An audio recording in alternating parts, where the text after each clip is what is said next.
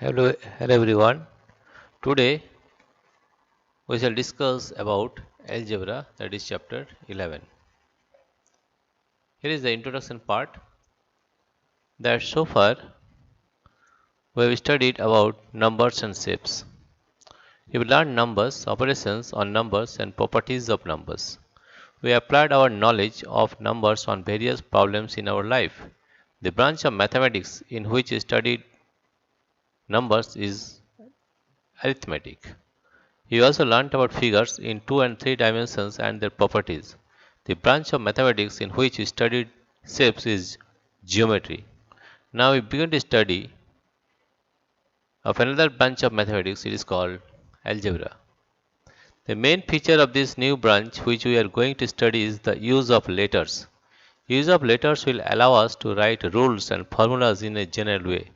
By using letters, we can talk about any number and not just a particular number. Secondly, letters may stand for unknown quantities. By learning methods of determining unknowns, we develop powerful tools for solving puzzles and many problems from daily life. Thirdly, since letters stand for numbers, operations can be performed on them as on numbers. This leads to study of algebraic expressions and their properties. You will find algebra interesting and useful. It is very useful in solving problems. Let us begin our study with simple examples. First of all, solve various matchstick problems. Here you see, in this matchstick problem, number of L's formed is 1 in A, in B, number of L's formed 2, in C, number of L's formed 3, number of L's for 4, 5, 6, 7, 8, etc. And number of matchsticks required. In this case, it is 2. In this case, it is 4.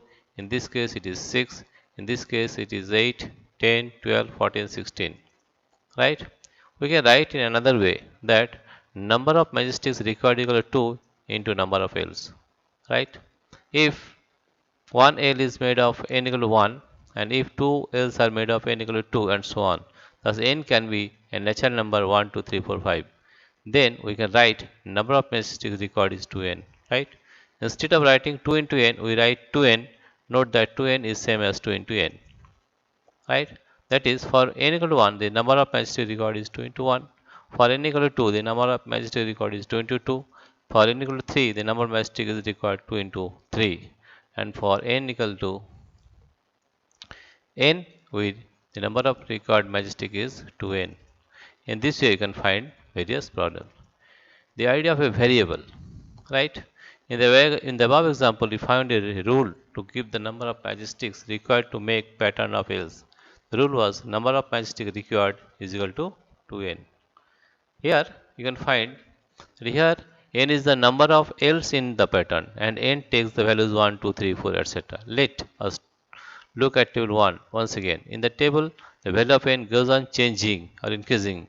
As a result, the number of matchsticks required also goes on changing.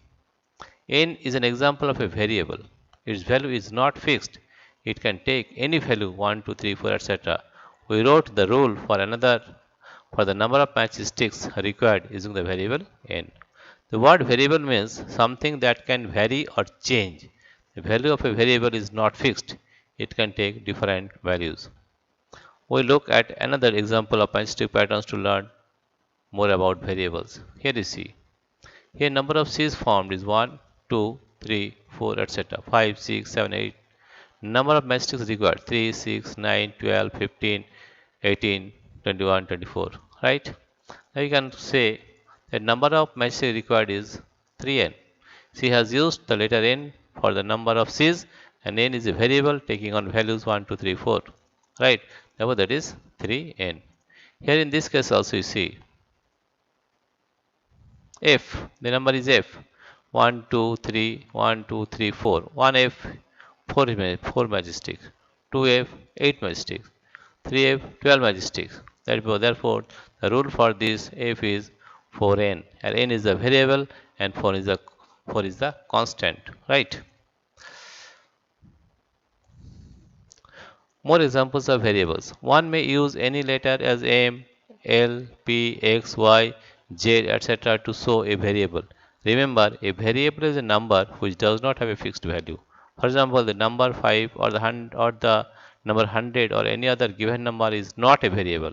They have fixed values. Similarly, the number of angles of a triangle has fixed value, that is 3. It is not a variable. The number of corners of a quadrilateral is 4 is fixed. It is not a variable. But n in the examples we have looked is a variable. It takes on various values 1, 2, 3, 4, etc. Right? Here we have a table. What is that? The number of notebooks required 1, total cost in rupees 5. Number of notebooks 2, total cost in rupees is 10. 3, 15, 4, 20, 5, 25. Right? Therefore, the total cost in rupees is, we can say that 5 into m. M is the number of notebooks required. Right? 5m. Right? Or m equal to 1, 2, 3, 4, etc. Right? In this way, we can find any values. Right? In this way, that means what we found out that there are two things, one is constant and other is variable. Constant means the number itself, so 1, 3, 5, these are constant, and then and if a letter is shows the m, n, x, these are variable, and variable is always changing, either increasing or decreasing, but the value of constant is always fixed, that is 5 is a constant, 6 is a constant, any number is a constant, right? In this way, you can find various expressions also, right? In the next chapter, we will discuss about all these things, right? Therefore, dear friends, first of all, you have to know about variables and constant. Variables means any letter as m, l, p, x, y, z, etc. And it has not a fixed value. Its value is either increasing or decreasing. But the value of constant is always fixed and it has no changing value, right? This is the introduction of first of our chapters, that is algebra. Now we will discuss about the various problems given in the book.